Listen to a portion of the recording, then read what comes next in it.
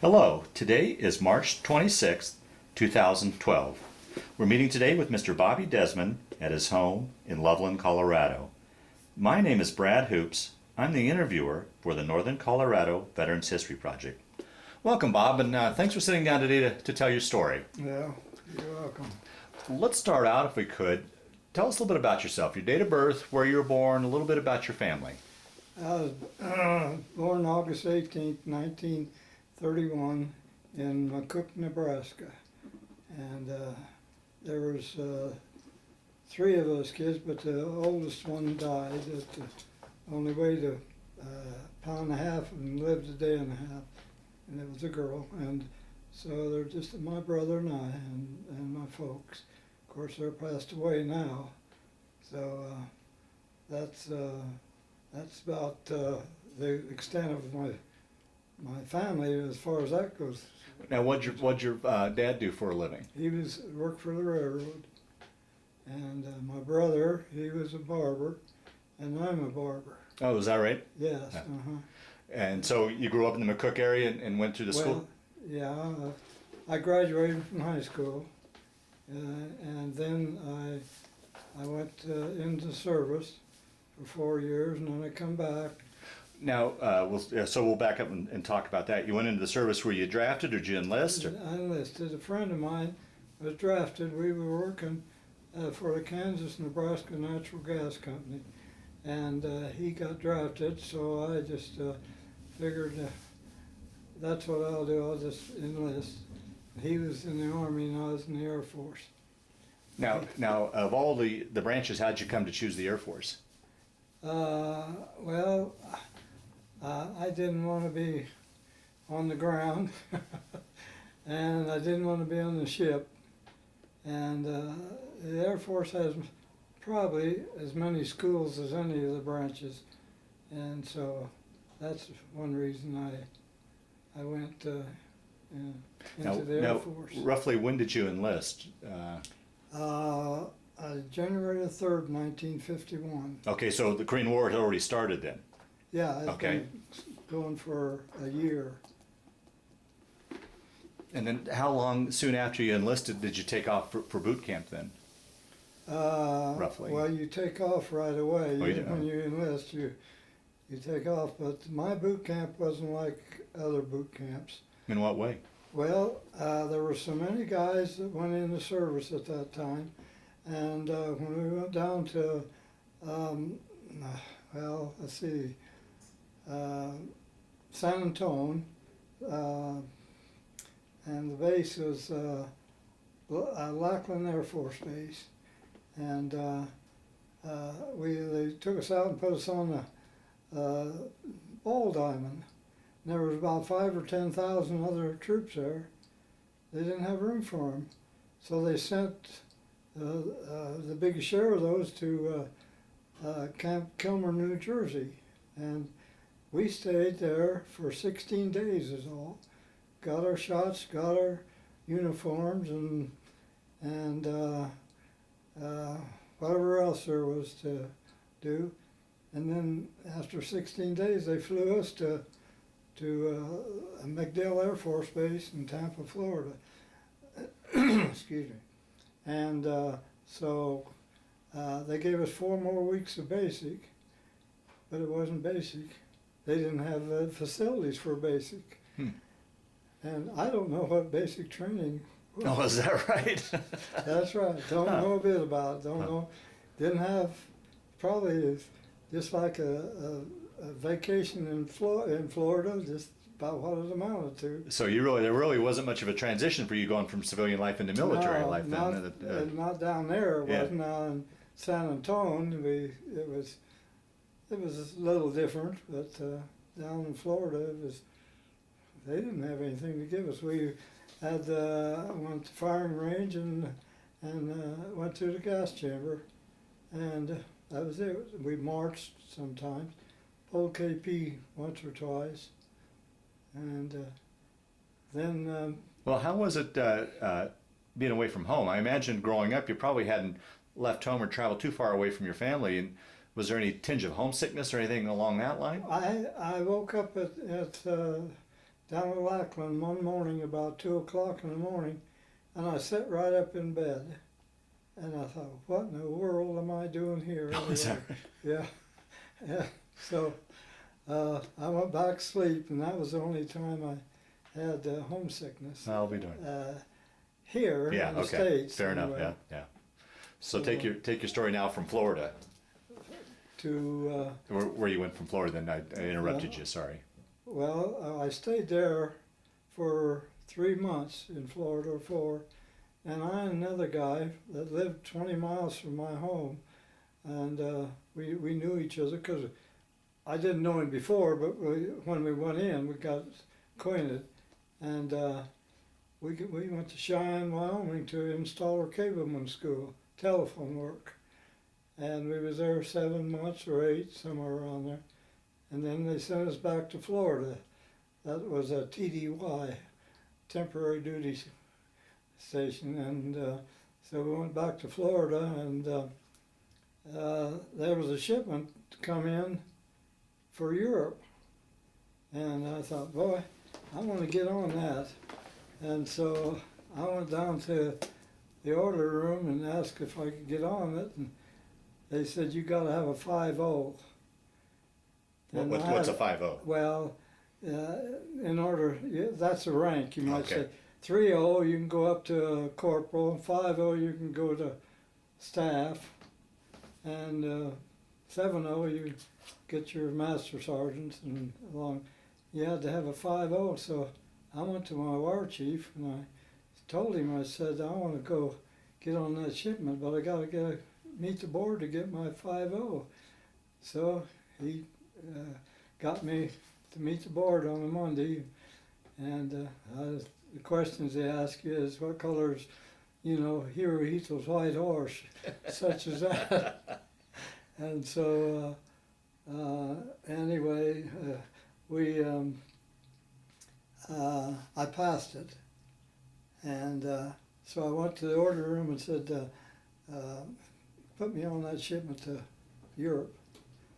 Can't do it. We just sent the orders down to another base, and so 3 weeks later they got a shipment to Korea, and they wanted 5.0s.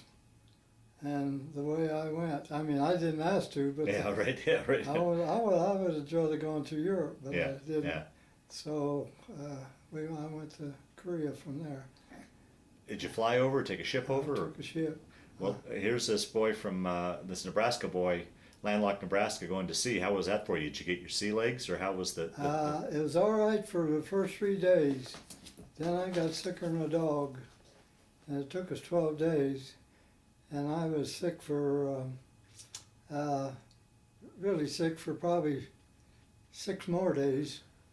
I threw up everywhere I could, all over everything, and then about the 9th or 10th day I got feeling better, and the 11th and 12th day they had a good meal. They fed steak, and boy, I took my fill of steak pretty quick. I was hungry because I couldn't eat otherwise. And then we docked at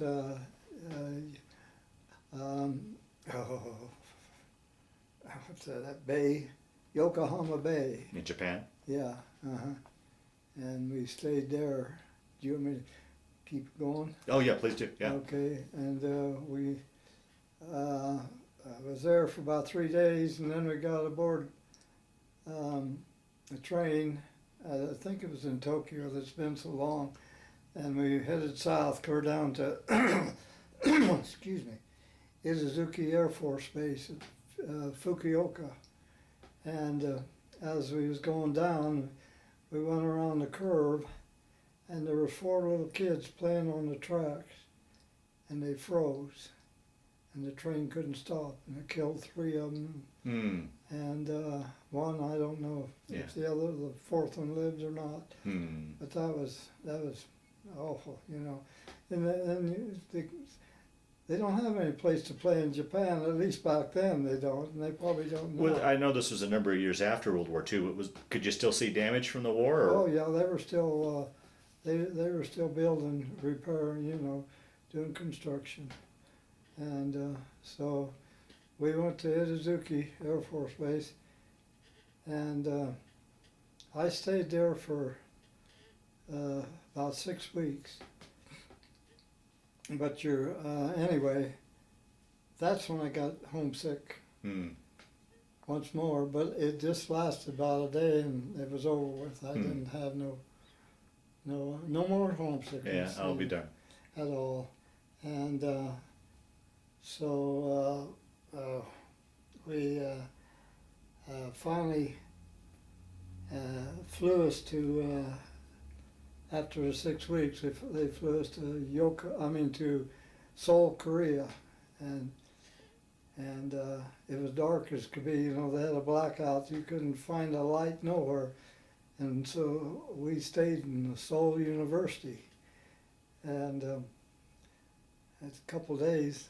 Anyway, I did, and another guy. The rest of them they put everybody, most of all but 2 of us, in one room, and us 2 in another room, and we were supposed to fly to K2, Korea, and Taegu is the town next to K2, and so we got up that next morning and they had already left. The ones in the other room, they forgot about us. I'll be darned. And our duffel bag was gone. That's all. We didn't have anything but the duffel bag, you know, and our clothes was in it, and it was gone. And so we had to wait for, I think, the following day, and we finally got a plane down there, but our duffel bag went someplace else. Oh, jeez. We got down there and we didn't have any clothes. We had to wash our own clothes that we had on for about a week, and then they finally found our duffel bags. So, well, for those that are watching, the bases were all named by Ks. It was K and a number, correct? Yeah, K9, K8. Right, okay. Where was K2 generally located in the country? Well, I can't really, it was right outside of Taegu. It was 150 miles anyway from the 38th parallel. Oh, okay. South. Okay. So we had no connection with the fighting that way. Right. Because I was in communication. We did telephone work, and so we was there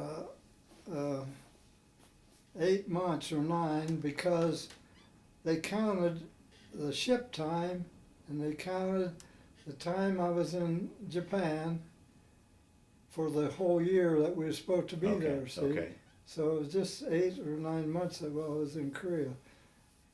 But anyway, there was,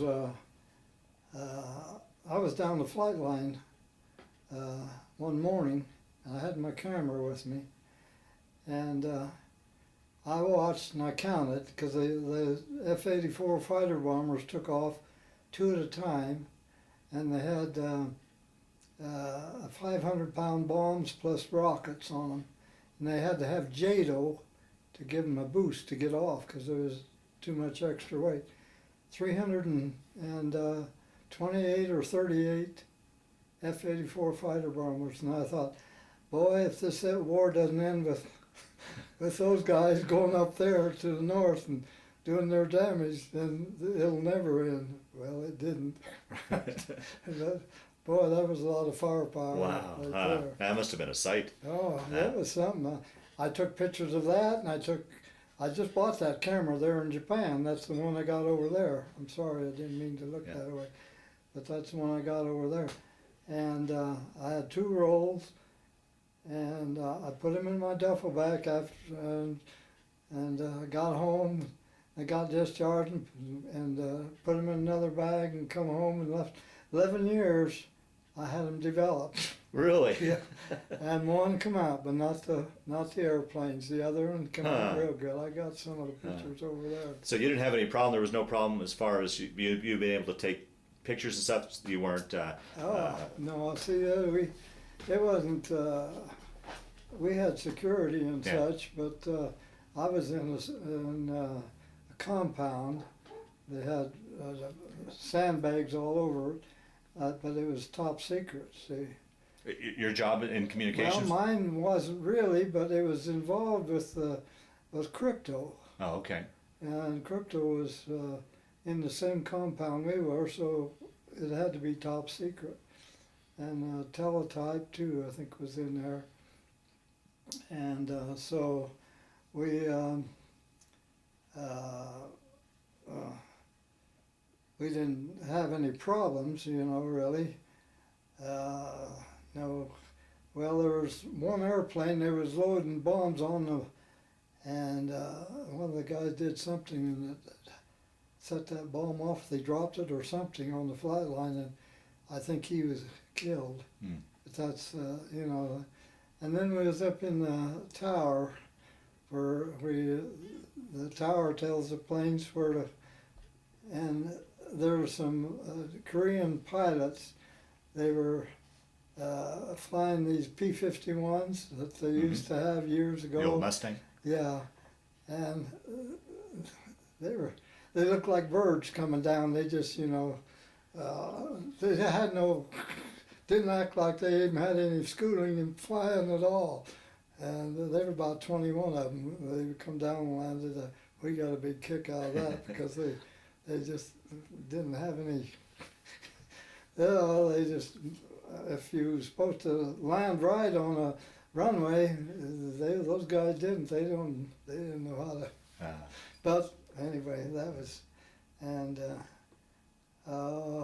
the base itself had, they had a theater, they had a library, they had a PX, they had a Airman's Club, they had, they had ball diamond. So there was plenty to do on your time off. Those are the kind of things you do when you were on duty? We worked 7 days a week. We had to.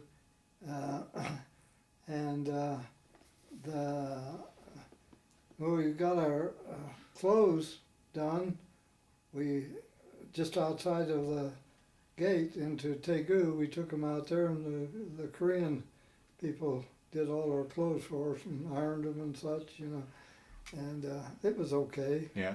Haircuts were terrible. Were they? Yeah, they just, And I bought a pair of clippers from an officer. I was going to go to barber school. Huh. And so I and another guy traded haircuts. He said mine looked okay, but his didn't look good. I had never cut a head of hair, And it was bad. It wasn't good, but, it didn't cost you anything. Yeah. So you knew that you wanted to go to barber school once you got out of service? Yeah. Okay. I was because my brother had been there, and Okay. I thought, well, we might go into barber business together, but we never did. And I won't say what I'm thinking. Yeah, okay. So I'll just keep still. Okay. Well, talk a little bit about life on the base, sir. What was your sleeping, your living quarters like? Well, there was a Quonset hut, and it had one of those stoves. Oh, what do you call them? They put oil in them, or well, I can't remember what we did put in it. I don't know if we put coal in it but it just heated right there. It didn't heat around the rest of it. And if you slept right next to it, it was too hot. And if you got a bed or two away, it was too cold. So it wasn't. And the Korean winters could get pretty cold there, I understand. They got pretty chilly. Oh boy. Yeah, but it was, it wasn't real bad, and the smell didn't do us any good because, the honey buckets that they had. Yeah, you've heard of those, haven't you? Yeah, they'd go to the latrines and pick up all the stuff and put it in their cart and haul it out to the rice fields and dump it off, in the rice fields and whatever else they had, I suppose. And one guy got his back wheel in one of those things, and you know, it stunk like everything. And I don't know, if we got out of there. I guess he got out. He had to get out some way. Somebody had to help him. I wasn't going out. Well, outside of And the ladies doing your laundry and such, did you have much interaction with the Korean population at all, or did you go into Well- town at all? Well, yeah, Taegu is a town. We went to, they had a kind of a PX in town that was supposed to be like stateside PX.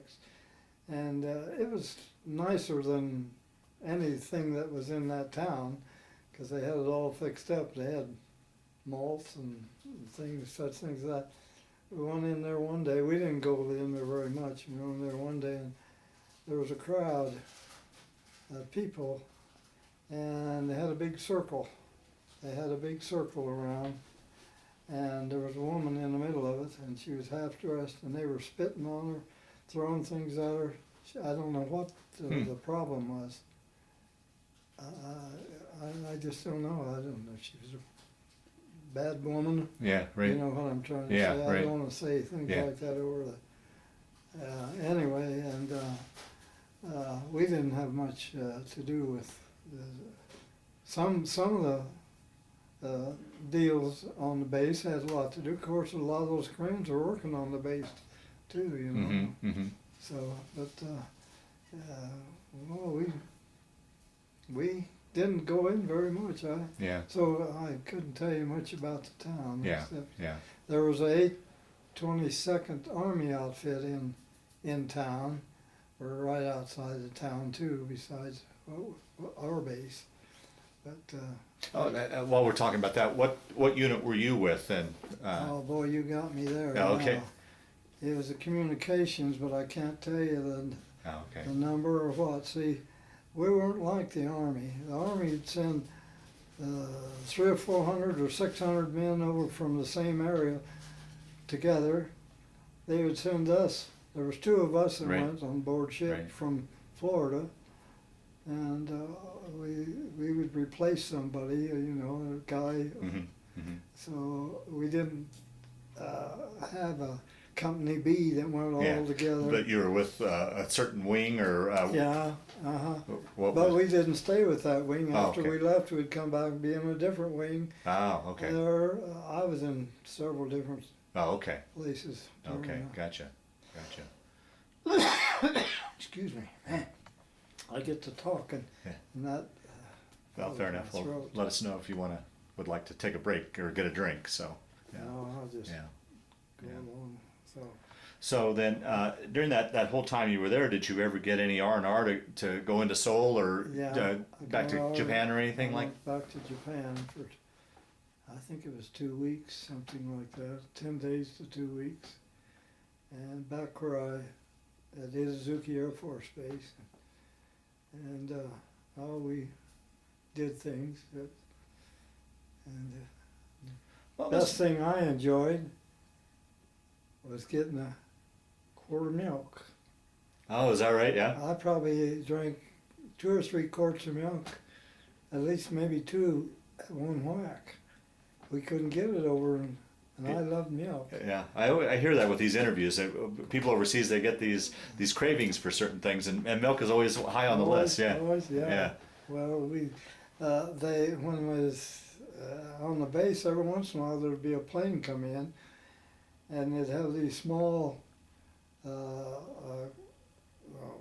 milk cartons, you know, and we once in a while would get some in the complex there, but it'd be gone when I get back in or something. I never did that I can recall ever got any milk, and that's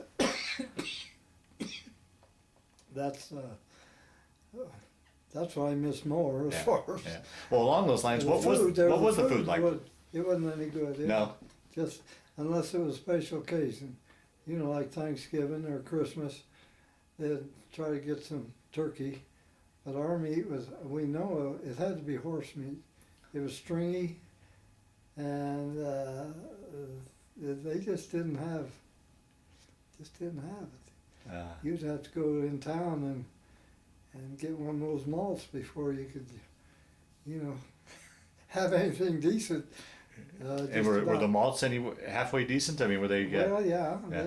they were okay. The ice cream and such. They called it ice kigi. Oh, sorry. Ice kigi.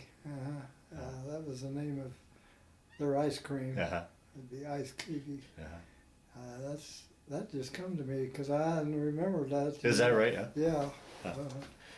And otherwise, well, then if your mom sent me cookies and such, I did have that, but it'd be 6 weeks, 6 weeks late or something, you know.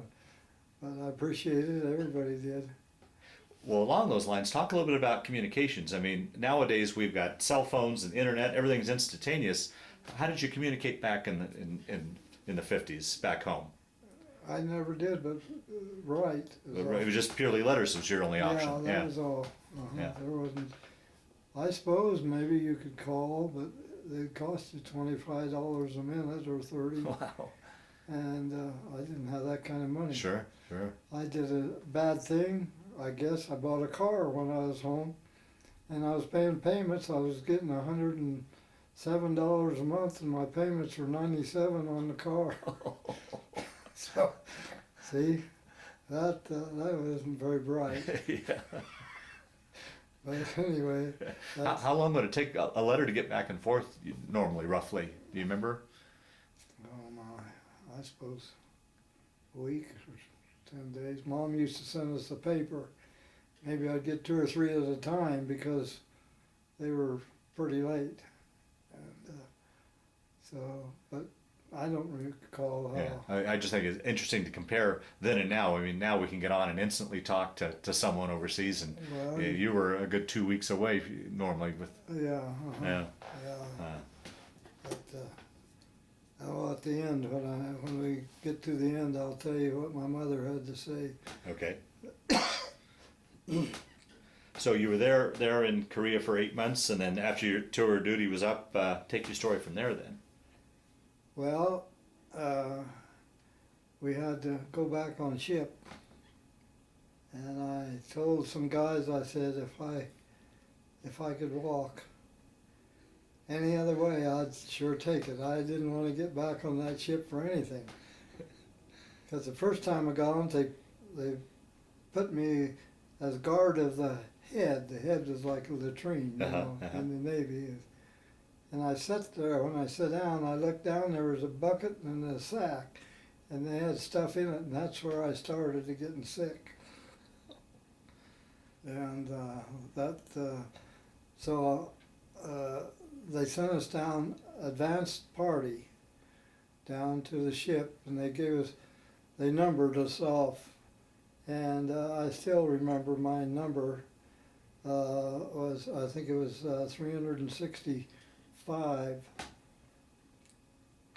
And so they started a number off, 359, 360, 361, 362, 364, 366. They jumped over me, see? And right on, I didn't have to do a thing. I stayed up on board and laid on the boxing match or wrestling mat or whatever you want to call it. I stayed with some of the guys that they'd bring me up some milk and so really it was just like ice all the way, except when we got close to San Francisco. Oh yeah, I hear the waters out there are pretty rough. Now, were you in Korea when the war ended, or were you? The war ended. I was there from October '52 to well, that's counting getting over there, and until October of '53. I think we come back. And the war was over July the 29th of '53. I was there about 8 months while it was on. Was there any sort of celebration there on the base when the armistice was announced, or what? Do you remember that Oh, day? well, yeah. because we went to 6 days working then. We didn't work 7 days then. And they had a big hospital there too.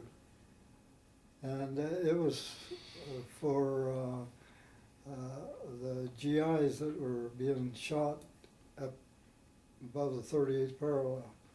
And they brought them down there, a lot of them. Well, they took them other places too. But they did have a nice hospital. And they got good care as far as we know, you know. Mm-hmm. Mm-hmm. And, that's the extent of the things that they had that I can remember. Yeah, yeah, yeah.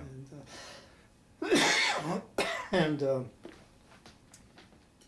we, our work was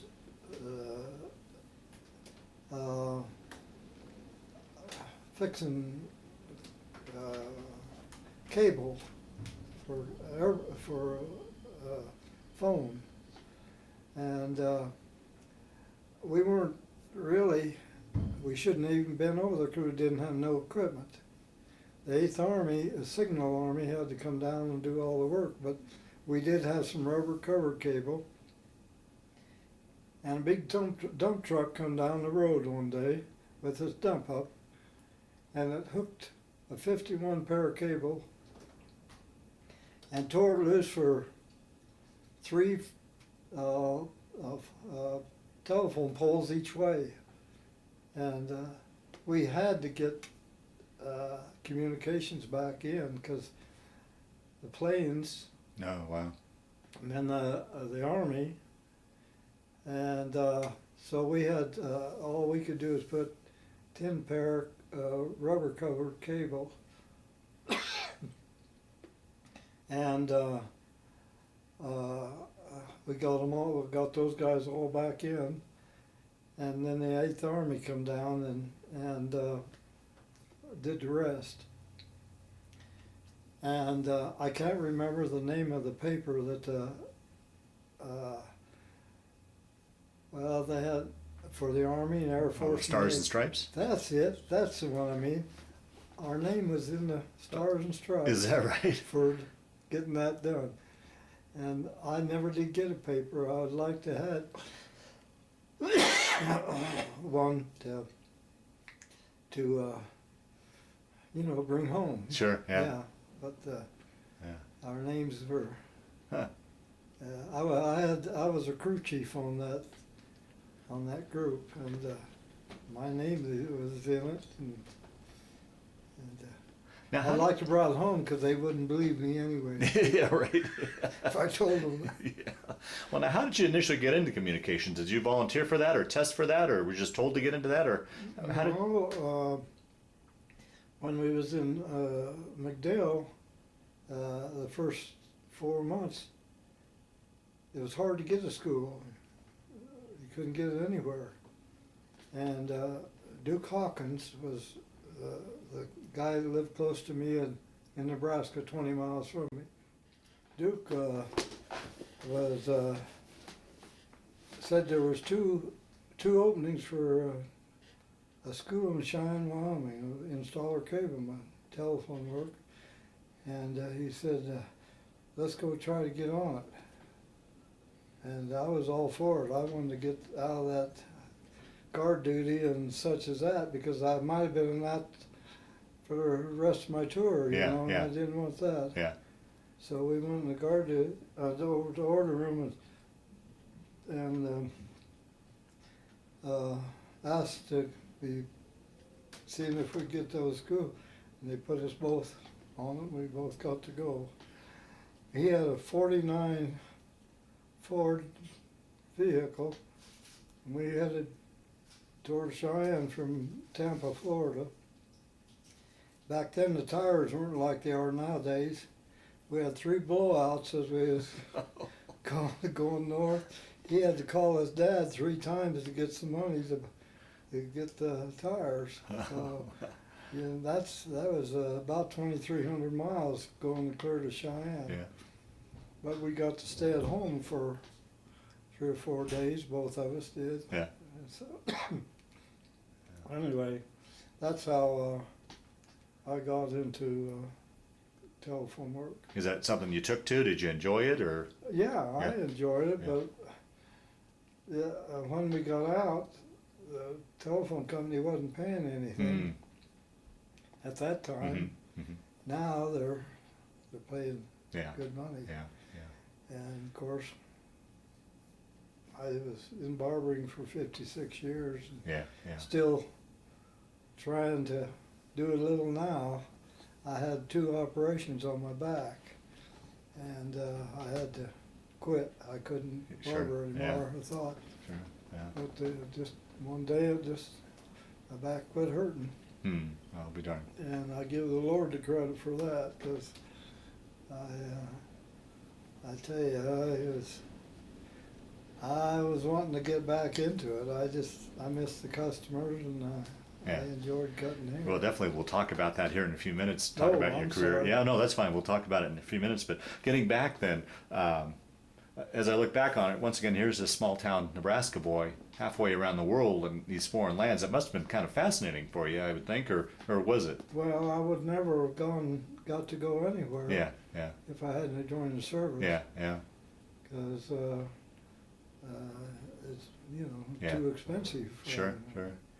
And maybe I'd have got to go to Nebraska, Lincoln to watch the Cornhuskers play, but Yeah. that's about all. You're right. Yeah. So let's take your story then. So your tour was up, and you took the ship back home. Take your story then from there. Once you got back to the States. We landed in Frisco, and then I got a 30-day leave, and I went home for 30 days, and then I caught a train from North Platte, Nebraska to Georgia, Turner Air Force Base, Albany, Georgia, and I was there for 3 months. 3 months. I got there in November. In February, they had a shipment going to Japan for 90 days. See, now that's not like the Army. Mm-hmm. And so I thought, what would be best, to stay in Georgia or go to Japan? And I said, I think I'll go to Japan. And so we flew to Misawa, Japan, which was clear up in the north. And we was there just for 90 days, and that was cold up there. That was really cold. You couldn't get, 90 days went by pretty fast, but I couldn't get, there was just nothing. And those towns were still, they weren't progressing like the ones down your bigger cities, they weren't being built back up that quick. And so there wasn't really a whole lot to do. And we went up there to do telephone work. But we ended up, the Japs were doing all the telephone work. We didn't have nothing to do. So the colonel gave us a job. We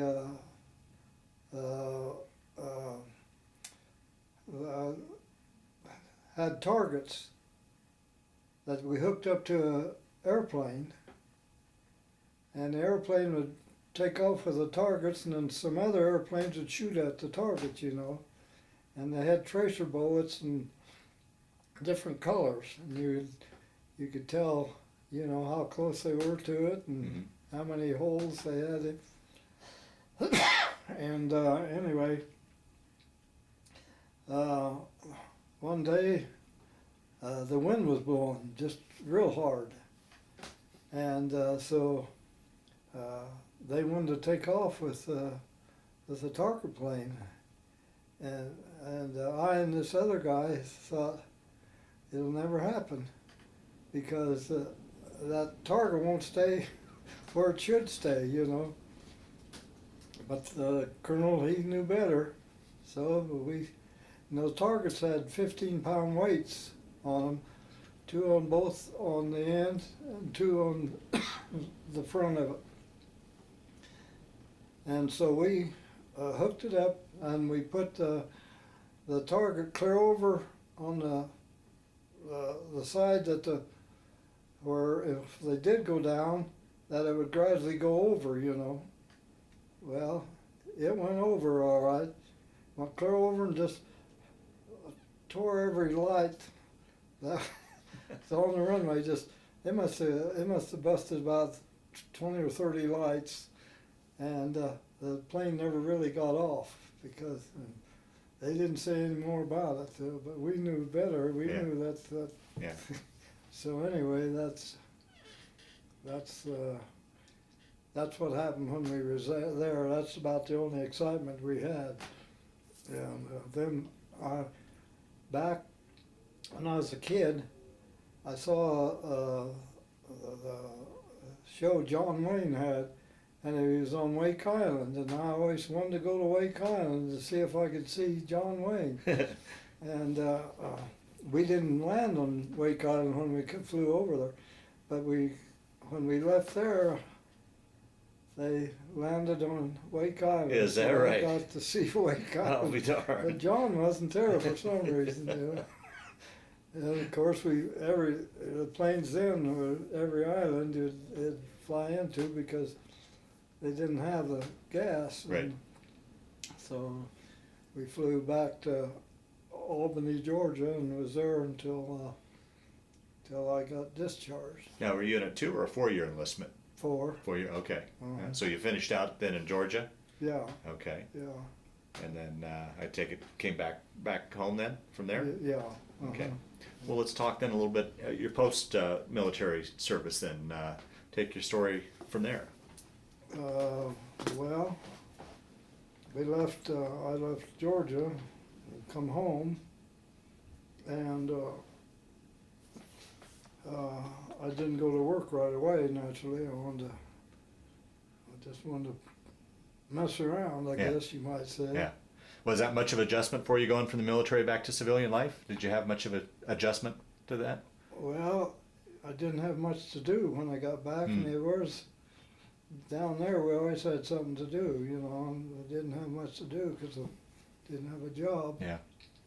And so I was home. I don't know, about a month, and then I went to work for. Sorry.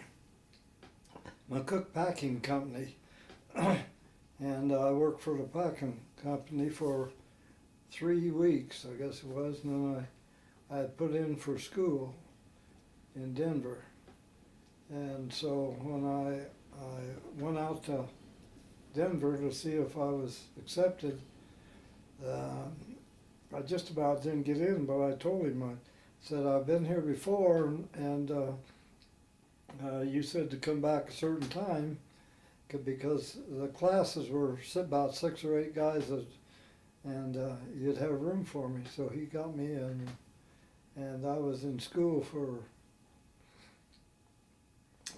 7 months, 1,248 hours otherwise. Wow. 7.5 months. And then Were you able to take advantage of the GI Bill for this one? yes, Yeah. Oh, good. yeah, otherwise I wouldn't have been able to go. Yeah. And so instead of going back home being with my brother, I come up to Loveland and stayed with my aunt and uncle, and got a job up in Fort Collins cutting hair. And then when then I met my wife, and then I got a job in Loveland, and I come down and was cutting hair here, and we got married in '57, June of '57, June the 3rd, and it's been 56 years, 57 years, and so I've been right here in town for that many years. And how long did you barber then? How long was your career before you put you into retirement? Oh, I just retired a year ago. Is that right? Huh? Yeah. So I didn't want to retire, Yeah. but my back went out on me, Yeah. and that's the reason. so you had a good 56 years in the business then, huh? Yeah, uh-huh, Wow. yeah. And I'm not going to say, but I'm maybe going to put a barber shop in my garage and cut hair about 2 days a week if I can. Yeah, yeah.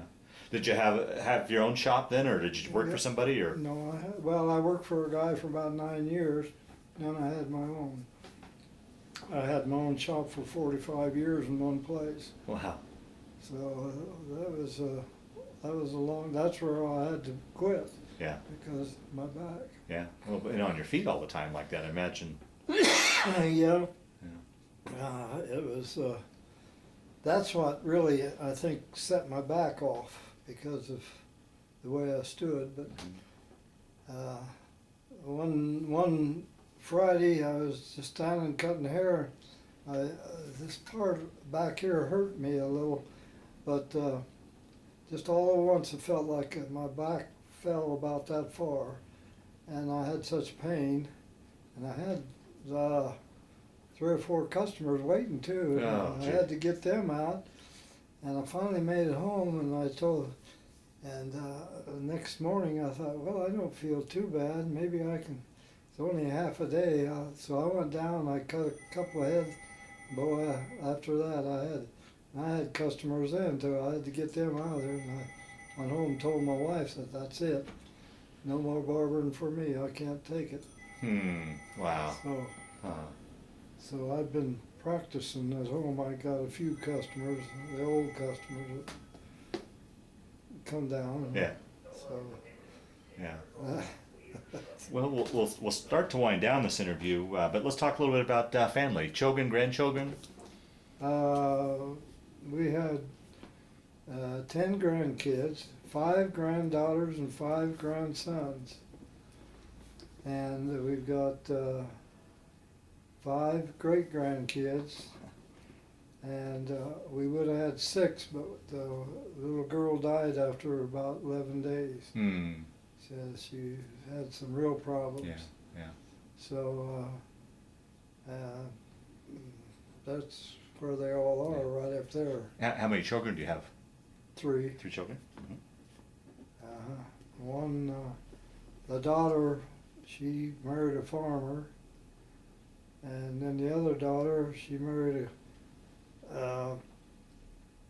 he's put furnaces and such in, and then my son, he drives school bus, and he's got a lawn business service in the summer, and he travels, he sings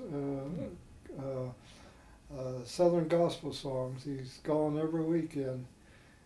He was here Sunday morning, and then he went to not Shadron, in Wyoming. I can't even say it. It's a town up in Wyoming. And he was down Missouri. Then I went to North Dakota with him. He had 5 singing engagements up there, and he just goes everywhere. I'll be darned. He's been to Ohio and Washington State and all those states and around clear back east, and just about everywhere, Texas and Florida. And I'll be darned. Huh. so he does a lot of singing. Yeah. And so that's, I got 2 granddaughters that are married, and I got a grandson that's married. And I got another grandson that's going to be married, and he's going to be a fireman. And the other grandson's a policeman over in Greeley. And that's about the extent of our. We got plenty of kids. Yeah, for sure. Yeah. Well, as we wind down this interview, Bob, is there anything I didn't ask you that you wanted to talk about, or any stories that have kind of floated to the top as we've been talking here? So hopefully we cover your story as best we can, or do you think we pretty much covered it? Well, is there any other thing? I can't think of anything that, I will when you leave. Oh, sure. Yeah, that always happens. Yeah. But I just, I'm hard pressed to give you an answer. Okay, good. For any of that. But we've lived in this house for 46 years. So that's about all. Yeah.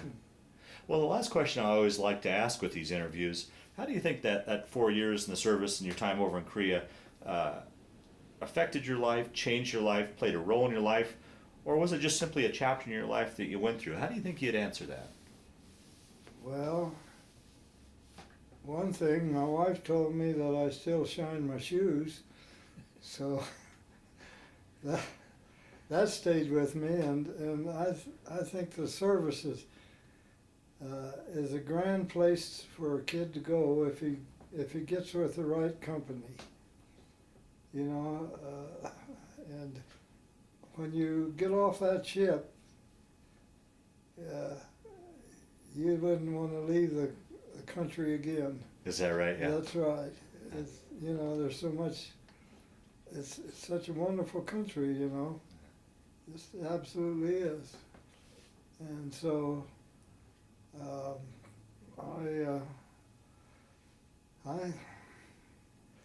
I had my plans all made to go to barber school, and so I've had a good. And then the biggest thing, besides me marrying my wife, I found the Lord. Is that right? He's taking care of us, and the things I once did, I don't do now. And the things I once loved, I don't do now. And the things I didn't love, I do now. So that's my big story right there. Right, sure. Well, Bob, I want to thank you for sitting down to tell your story today, but just as important, I want to thank you for your service to our country. Well, thank you, and I thank you for asking.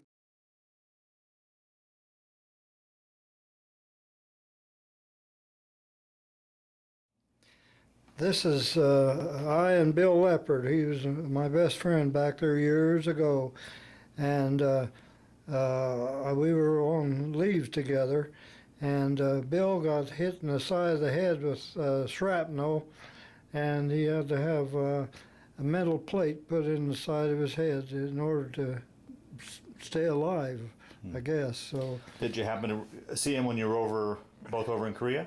No, I didn't. I wrote to him. Yeah. I wrote to him. I wrote some big letters to him, and he answered back. But we never did get to see each other. Yeah. This picture here is the group that went to Omaha to have our physical, and then we were left from there down to boot camp down to San Antonio, Texas. And this is me right here, and then that's John Ireland that lives here. And I can't name all these guys because I didn't know them, but that's the group I went in with. Okay. So we all went down there together. This is our barracks up in Cheyenne, Wyoming, where I went to school as an installer cableman. And there's a sign right here that says that we were the best barracks in the school area.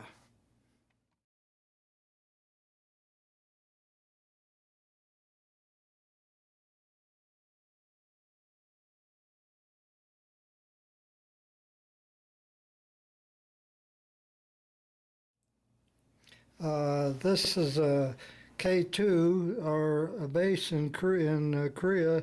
The town next door to it is